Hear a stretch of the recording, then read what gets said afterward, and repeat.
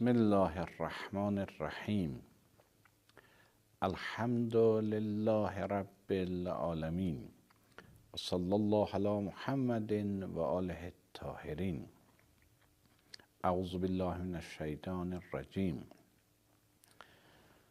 و مغانم کثیره یأخذونها و کان الله عزیزا حکیما. Allah Mutal 19-cu aya Fəth surəsində buyurur ki, sizə digər qənimətlər də, çoxlu qənimətlər də Allah Mutal mükafat olaraq verdi. Yəxuzunaha, siz bu qənimətləri yədurduz, alduz, əlzə. Və kanallah əzizən həkima. Allah Mutal məğlub olmayan, əziz, izzətli və hikmətlidir, möhkəm iş görəndir, hikmət üzərində iş görəndir. Bu 19-cu ayə geçmiş ayənin davamında Rizvan beyətini izah edir və onun bərəkətlərini və onun əsərini, izini müsəlmanların həyatında izah edir. Buyurur, siz ki Peyğəmbərinizlə beyət elədiniz və bu beyətdən Allah razı oldu. Bu beyətdə Hüdeybiyyə məntəqəsində oldu. 1400 nəfər ziyarətə gedən Mədinədən Hüdeybiyyədə Peyğəmbər ilə beyət elədilər və Hüdeybiyyə sülhü baş verdi. Allah Mutal buyurur ki, bundan razı olduq və öz rizayətini bildirdi. Sonra buyurur ki, Allah Mutal sakitlik sizin qəlblərinizdə nazil elədi. Siz qəlbləriniz bir xüsusi sakitliğe yetişdi. İstresten qutuldunuz, qorxudan qutuldunuz. Ruh möhkəmliği sizdə yarandı. Allah Mutal buyurur, bu beyətin davamında sizə Xeybər fəthin savab olaraq, mükafat olaraq sizə verdi. Və dördüncü də budur ki, çoxlu qənimətlərdir. O qənimətlər biraz elə Xeybərin özündəki qənimətlər idi. Xeybər fəth olandan sonra çoxlu Yahudilərin Xeybərdə sərvətləri var idi və bu qənimət olaraq orada müsəlmanlara yetişdi. Amma Peyğəmbər Əkrəm Allahın göstərişi ilə ancaq bu qənimətləri böldü bu 1400 nəfərin arasında. Və kanallah əzizən həkima. Bunları deyəndən sonra Allah Mutal buyurur ki, bu işləri görüldü. Sirri budur ki, Allah həm əzizdir, həm həkimdir. Biri qudrətə işarədir, biri düşüncəyə işarədir. İnsan ki, bir iş görür, əvvələn o işi bacarmalıdır və bilməlidir onun sahəsini. Bir də onu həyata keçirtməyə da gücü olmalıdır. İnsan bəzən görürsən bir hərbi bir komanderliği öhdəsini alır və lakin hərbidən heç xəbəri yoxdur. Xəbəri var hərbidən, elmi var, amma daha bu qocalıbdır, daha bu hörsələdən düşübdür, özünün fiziki qüdrəti yoxdur bu işləri görə bilsin. Bu da eləyənməz, uğur qazansın, müvəffəq olsun. Həm elm, həm qüdrət, həm bilik, həm bacarıq. Allah Mutal istəyirsin ki, bu işlər bundan xatirdir ki, Allah elmi var, hikmətlə iş görər. Heç vaxt hikmətsiz iş görməz. Hər nə insanların həyatına Allah-u Teala gətirsə, məsləhət üzərindədir, hikmət üzərindədir. Bu bir Allah hakimun. Hakimunun bir mənası, yəni hikmətlidir. Əlbəttə bir ikinci mənası da var, Allah möhkəm iş görər.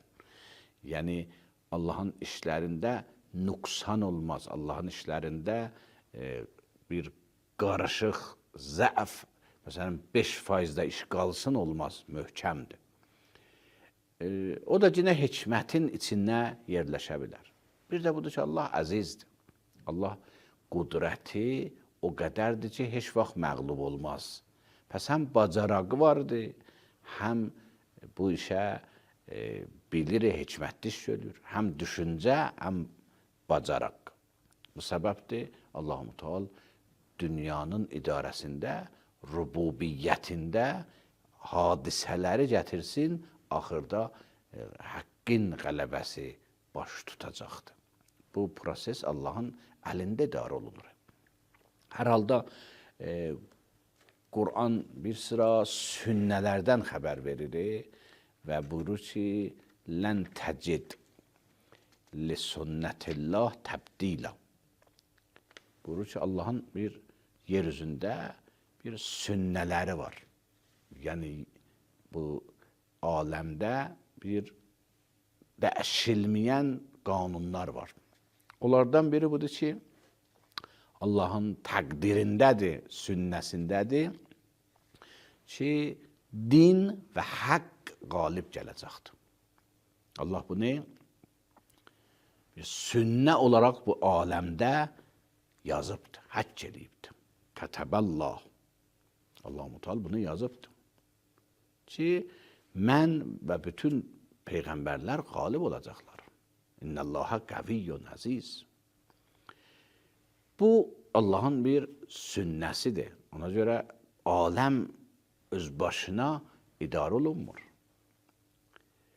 Bu sünnəyə də Allah-u Teala bu yeryüzündə bir sıra cihazları vardı.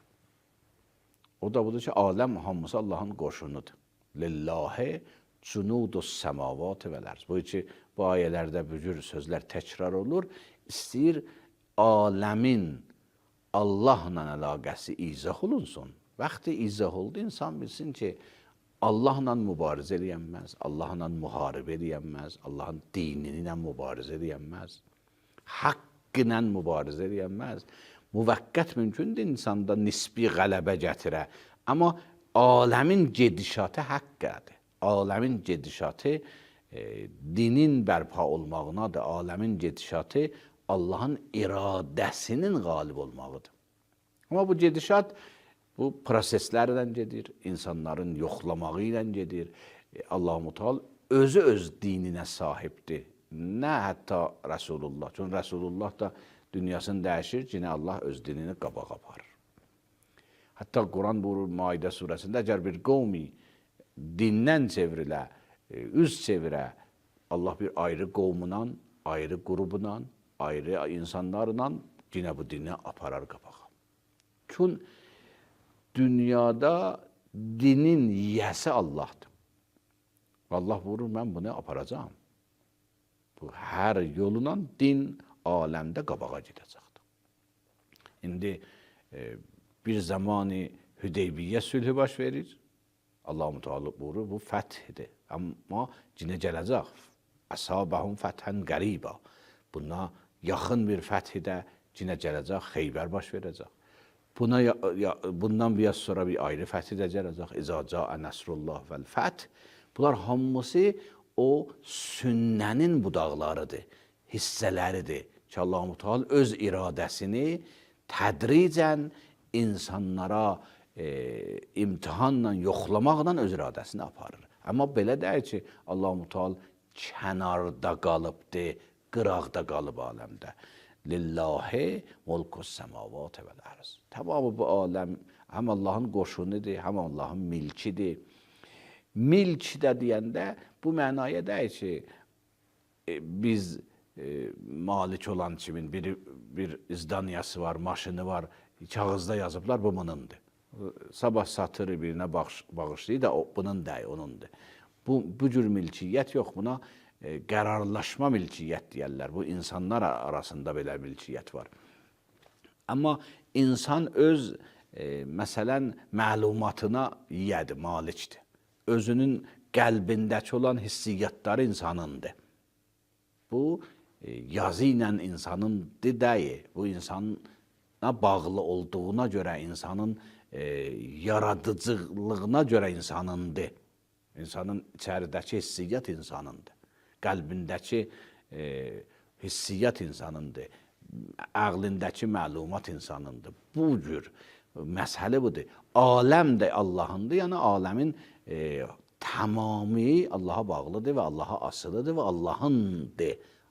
Və heç vaxt Allahdan ayrılmaz. Belə də ki, kağızla yazsınlar, sabahda filan kəsindir.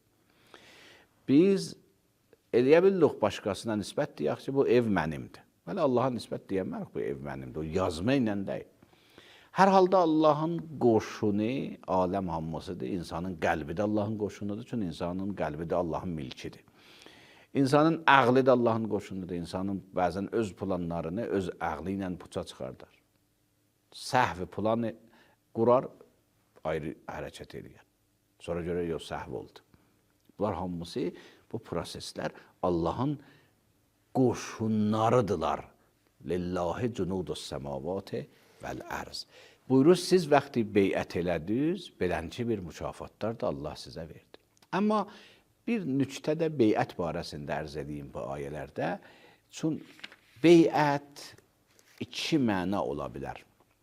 Bir beyət budur ki, xəlifələr dövründə olurdu. Bəni Ümeyyə xəlifələr, Bəni Abbas xəlifələr, ondan əvvəl xəlifələr. Bu dövrlərdə beyəti belə məna eləyirlər ki, beyət eləyəndə yəni onu biz qəbul elədik və o oldu, o məqama, o səviyyə malik. Hüquqi bazı idi beyət. Bir şəxs ki, xəlifə olurdu, beyət ona hüquqi bazı idi. Amma Peyğəmbərə beyət Peyğəmbərliyinə hüquqi bazı deyil. İmama beyət imamlığına hüquqi bazı deyil. Çünki bizim vəzifəmizdir, Peyğəmbərə itaət edək, ətiur rəsul. Bizim öhdəmizədir, Peyğəmbərə və imama itaət edək. İnnəmə vəliyyukumullah və rəsulü. Pəs beyət nə mənayədir? Da əgər bizim vəzifəmizdir, bizə vacibdir, bizim öhdəmizdədir, Peyğəmbərə itaət edək, beyətin Peyğəmbərə mənası nədir? Yaxud imama beyətin mənası nədir? Beyət burada elandır vəfadarlığımızı. Ki biz o itaəti ki Allah buyurubdur, onda vəfalıyıq, onda qalırıq. Bu elandır. Və xeyri də budur ki, bu himayə İslamın qudrətini nümayişə qoyur, reklam olunur və xeyri də budur ki, İslamı istəməyənlər bu qudrətdən özlərini yığışdırırlar, kontrol edirlər, görürlər ki, müsəlmanlar birdirlər, ittihad görsənir, vəhdət görsənir, qudrət görsənir. Amma o mahiyyəti beyəti ki, xilafət bəhsində gətirilir, Peyğəmbərlə və imamət bəhsində beyət o mənaya deyil. Bizim Əhl-i Beyt məzhəbində beyət bu mənaya deyil ki, hüquqi baza yaranır bu şəxsə. Beyət yəni, mən öz vəzifəm ki vardı, o vəzifəmi yerinə yetirmağımı elan edirəm ki, mən vəzifəmi yerinə yetirəm və vəfalıyəm. Əssəlamu aleykum və rəhmətullah və bərəkət.